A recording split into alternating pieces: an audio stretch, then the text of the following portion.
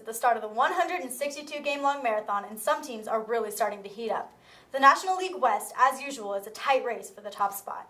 Although early in the season, the Colorado Rockies have taken the first-place spot and have a current record of 16-11, while the second-place San Francisco Giants are 15-12, who are tied with the Arizona Diamondbacks, who are also 15-12. The Los Angeles Dodgers are 13-13, and the fifth-place San Diego Padres are currently 10-16. The 2012 MLB season was a promising one for the San Francisco Giants, ending at 94-68 wins to losses and winning the World Series. This season is starting out just as promising. Only a few weeks in, and the Giants are already showing that they're planning to remain a threatening competition, and it appears that they plan to keep it that way, coming in with a few new players on their roster. New pitcher Chad Gowden and infielder Nick Noonan have already proven their ability to help the Giants in their success.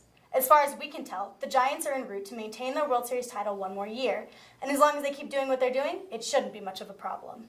This early success for the Rockies is promising, especially with a new manager and what seems like a new team.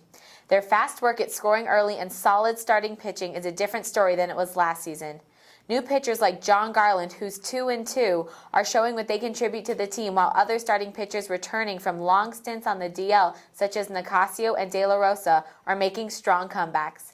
The offense is as solid as it was throughout the last season, so defense and consistent pitching is key for this team if they want to end above 500. The 2012 season was a pretty successful one for the Los Angeles Dodgers, ending at second place in the league. Only this far into the league, and it's looking as though they'll be struggling to keep that position. At 13-13 wins to losses so far, they're holding strong in fourth overall. However, there's still a lot of time for improvement. We just have to wait for their strengths from last year in fielding and batting to kick in. With incoming players like Zach Greinke, a right-handed pitcher with a sturdy ERA of 3.77 and an overall strikeout total of 1,332, the Dodgers are hoping to boost up their position in the league. The San Diego Padres are off to a slow start this season with a 10-16 record. Key infielder Chase Headley missed the first 11 games this season because he fractured the tip of his left thumb in a spring training game earlier this year. Headley is essential to the Padres, especially offensively. Although his batting average is only .286 so far, he took quality clutch at-bats last season and hit 31 home runs over the course of the 2012 season. Another essential player to the Padres is closer Houston Street. Street was acquired from the Rockies 2 off-seasons ago in a trade and has had an unusually rough start. In 5 innings pitched, he's given up 4 runs and posted an ERA of 7.20, although he recently got it down to 4.5. This, in comparison to his 1.85 ERA last season through 40 games, will have to change if the Padres want to compete in their division because the NL West teams tend to be very strong offensively, especially in later innings.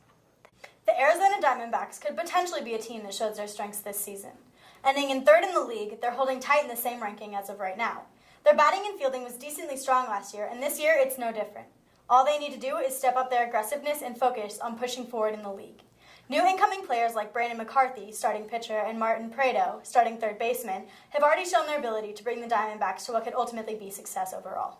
Speaking of success, October will be here before you know it, and we're going to start talking about the World Series. We took the time to come up with our own World Series predictions, and I think that the Washington Nationals are going to take on the Tigers. The Nationals have Bryce Harper, who is an offensive all-star, and ace Steven Strasburg, so if they both contribute what they plan to the team, they're going to be tough competition. The Tigers have strong offenders like Miguel Cabrera, the Triple Crown winner from last season, and Prince Fielder. If they can compete in tandem with one another... I agree. The Nationals are going to be the team to beat. However, I think they'll be going head-to-head with the Texas Rangers. Even without Josh Hamilton, young pitcher Yu Darvish has a strong arm with a steady ERA of 2.03 and a third baseman, Adrian Beltre, with a projected home run total of 26 and an RBI of 68 for the season. This season's off to a great start for many teams, and we hope to see some success later this season, especially with our World Series predictions. Here's to a great baseball season.